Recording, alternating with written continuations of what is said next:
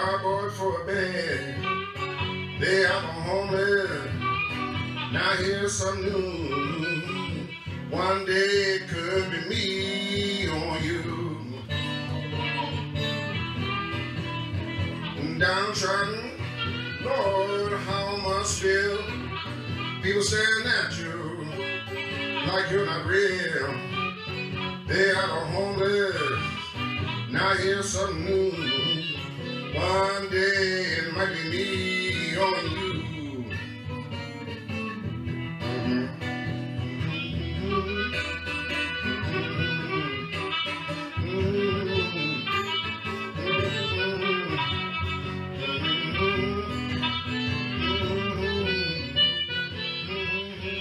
It's inconceivable that in a province with so much wealth, that so many people are living in poverty.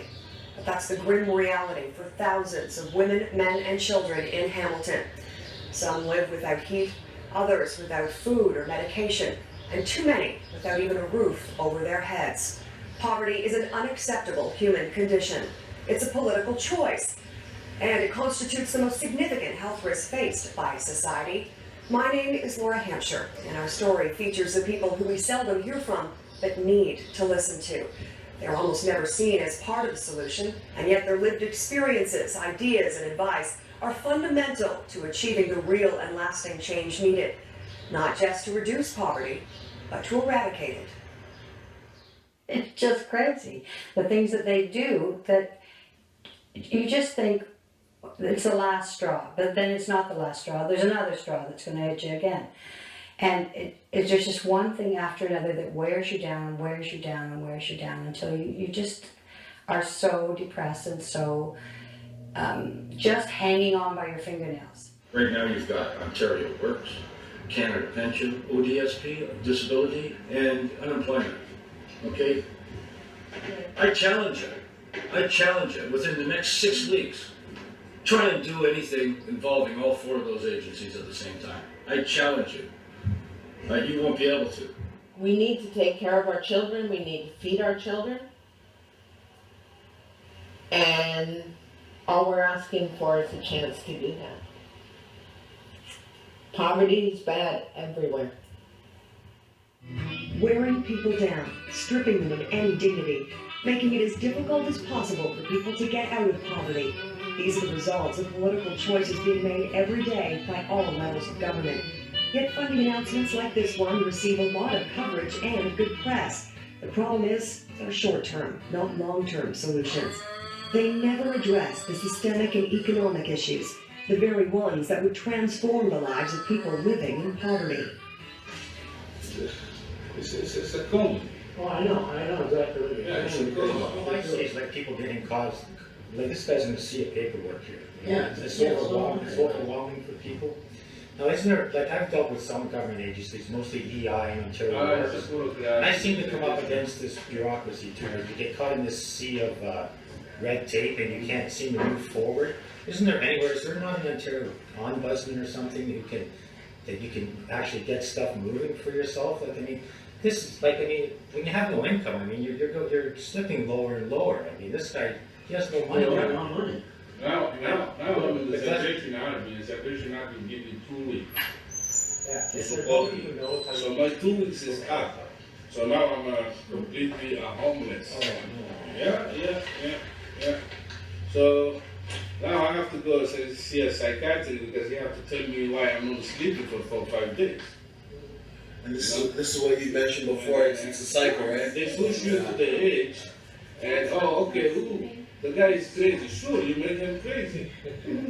You know what I'm saying? If anybody ran a business that way, if you had a business in a hurry, you know. And is there no way is there not an ear for people that will listen and to speed up, you know, before you end up homeless? Downtrodden, Lord, how much feel. Hamilton's poverty rate is 20%. That's 1 in every 5 people. And it's getting worse, not better. In fact, there are enough people living in poverty in Hamilton to fill Cops Coliseum 5 times over. Homelessness is the worst consequence of poverty. In Hamilton, on any given night, almost 4,000 people do not have a place to call home. The waiting list for subsidized housing is 3 to 5 years. And every month, there are more than 15,000 visits to city food banks. This is Hamilton, Ontario, a place where every minute of every day, almost 100,000 real people experience the disastrous effects of poverty, deciding between food or the medication they need to keep them alive, moving every few months to escape dangerous housing and escalating rents, and perhaps, most important of all, losing hope. Myself being a parent, there is nothing worse knowing that you can't feed your child. Trying to be the best parent that you can be, and knowing that your child's gone to bed hungry, knowing that there'll be no breakfast in the mornings, it rips my heart out. Sorry. We are not getting what we need in order to feed our children. Do we pay a bill, or do we go groceries? Most of the time, my bills are either behind or they don't get paid because I have to feed my child. I'm robbing Peter to pay Paul, and it's not fair. It's not fair. It's not fair what's happening to children and women, and I'm seeing those problems every day, regularly. I'm working on a difficult case. A client of mine who got her paycheck blocked by Ontario Work this month. The reason was because she has to go to school. Ontario Work told her to go to school, and she has 6 kids. 3 of them are small, so she can't go to school and leave them at home. They told her to put them in daycare, but she couldn't find a daycare which is close to her home. So she was still looking for the daycare, but her check was blocked because she didn't go to school. So I'm working on that case for 2 weeks now. But the problem is every time I call, they don't answer. Ontario Work doesn't answer the phone. I have to leave a message. And they answer in 24 hours. After 24 hours, I might not be in the office, so they leave a message for me. When I come and listen to the message, I have to leave another message, which will take 24 hours again. So we were sending a telephone back and forth, and the client is still suffering without money, without food for 6 kids, and without paying the rent.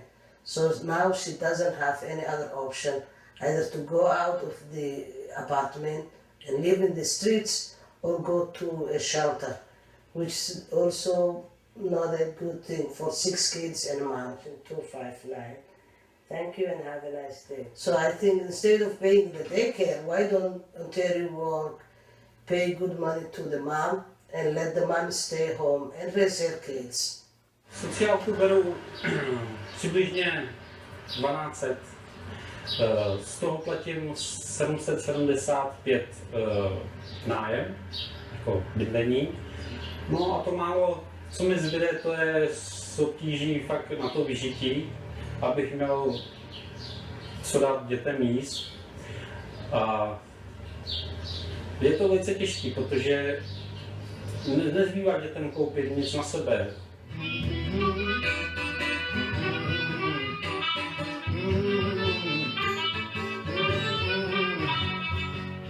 It all has to come down to money and shelter. I live off of $206 a month. Now, living off of $206, that does not give me my rent. That, you know, I'm a recovering addict and I've asked them for help. I've been looking, I had to do this on myself with no treatment, with not society, because when I did ask them, they wanted to send me 13 hours out of Hamilton just to go for my treatment for 6 months. Poverty has become an issue that we look at with a great high sense of morality, judging other people as being less than, other than, and therefore being entitled to differential treatment, not to have the same respect, not to have the same kinds of dreams and hopes and values that everybody else in the society holds on to. This is the biggest lie of all. People who are living in poverty are not different than, they just happen not to be having any money. They happen to be poor, but they are due the same kind of respect. And we hear it over and over again, that when you treat people with dignity and respect, then people respond to you with dignity and respect. When you build things for people to be a part of a community, they join in as members, as opposed to ousting people where they feel like total outcasts all the time. It's a moral adjustment that needs to be made as much as an economic adjustment, a political adjustment. It is also a moral judgment in how we think as a society and how we look at people who don't have the same income and also not the same opportunity as others do. It's all to punish the family. If you want to raise a child on assistance and have them go to school, it's very difficult. I have 3 daughters, and you're trying to get them through university so that they can get a good job. And the government makes it so hard for my kids to go to school. When they were in secondary school, their earnings were exempt. Now, I have the daughter going to university and now college, and everything she makes I have to report to the ODSP office, and they take half of what she earns off my check. This is really difficult because we have a $6,400 tuition bill in Mohawk. Plus my daughter has the book costs, transportation to Brantford every day to a little building downtown. They don't even have a ride there. And I have to every month gather up her pay slip. She's working part-time because they insist that as a dependent adult she has to work too. And yet they take off half her money. I found out that I get $227 a month for my one daughter living at home, and they would take more than that off me a month. All they need to do is change one word in their policy directive so that post-secondary are exempt from the earnings. It doesn't make sense that a high school student can earn money for free when they're not paying any bills, and yet the student that is paying the bills isn't allowed to earn any money for free. And the extra problems is that if someone's in subsidized housing and the kids are working and going to school, then their rent might go up because now the earnings from the children, even though they're going to university or college, are considered extra money to the family, and there goes their rent. So maybe they might work under the table, some of these kids, and then they're not protected by the health and safety rules. All these, there's a great ramifications from this. Like education, housing presents the same frustrations. Where is the affordable housing? And why won't the city enforce its own bylaws to ensure low-income tenants don't have to cope with substandard conditions? The housing that I spoke about that my daughter finally got, the low rental housing, geared to income, there's been stabbings in the halls and in the elevators. There's my grandchildren wake up to sirens all the time, fire alarms. The police have been there numerous times. They go out into the hall to go to school and there's blood in the hall and in the elevators. People have gone to the bathroom in the elevators. It's just, if they're going to have low rental housing, it should be the same quality of housing as everybody else gets. It shouldn't be a place where you're afraid to live. I put him on the access to housing list. So he should only have another 10 years or so to wait.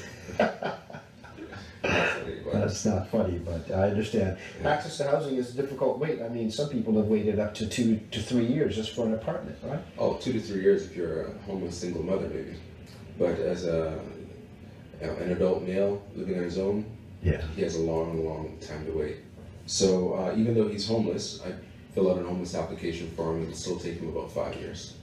Isn't there some sort of emergency status? Isn't there some sort of status where we might be able to at least bypass this list of some sort? That was a homeless status. He has homeless status, and there's if you're fleeing abuse.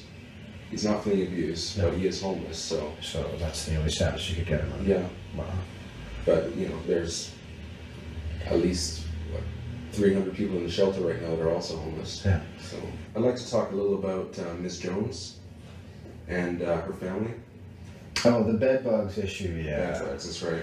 Okay. So she came in last Friday. Her youngest child has eczema. Yeah. Which is being made a lot worse by the bed bugs in the apartment. Of course, So they've made multiple complaints to the landlord. The landlord has come in multiple times to spray. Wow. They've gotten rid of their belongings multiple times, and still the bed bugs keep coming back.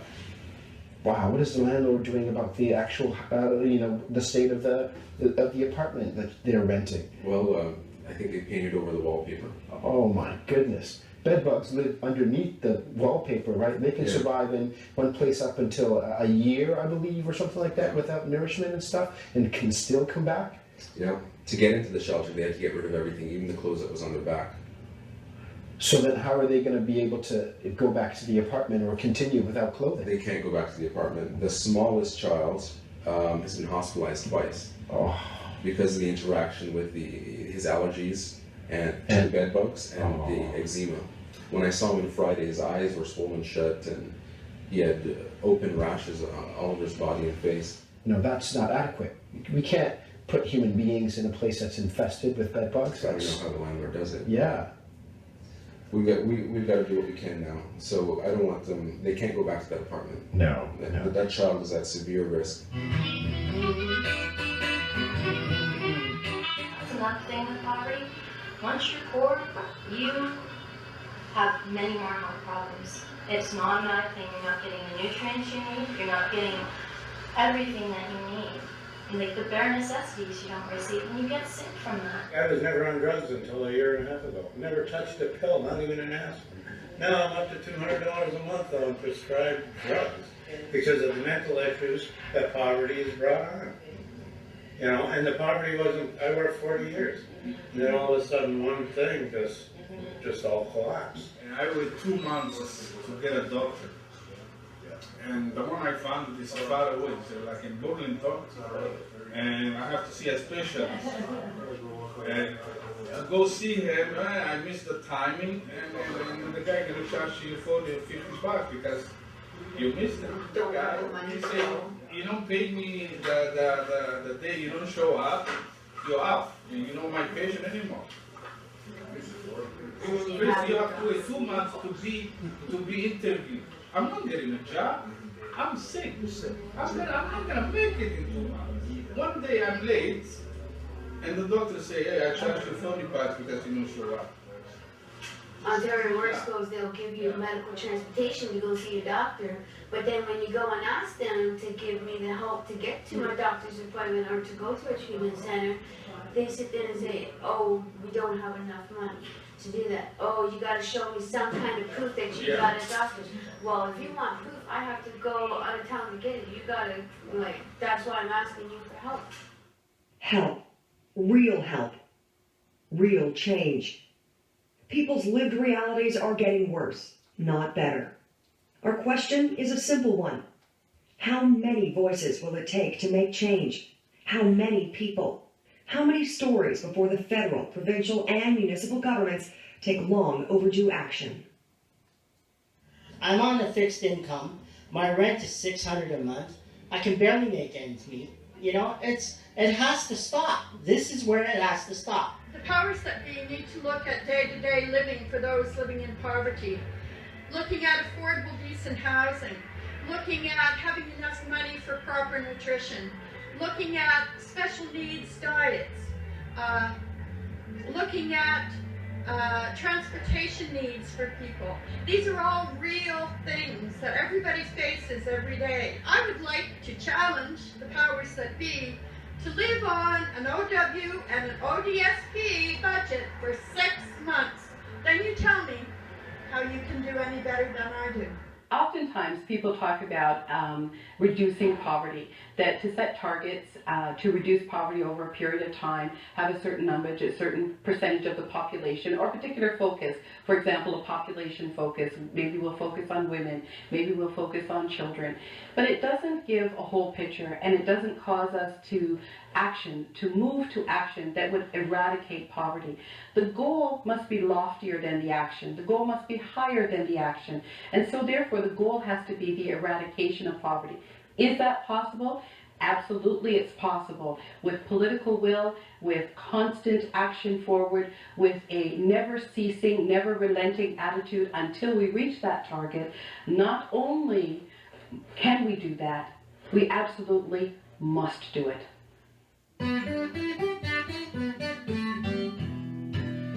Rocks for a pillow, gold brown for a bed, Gray sky for a blanket, cardboard for a bed. They are the homeless. Now here's some news. One day it could be me or you. Downtrodden, Lord, how much still people staring at you like you're not real. They are the homeless. Now here's some news. One day it might be me or you.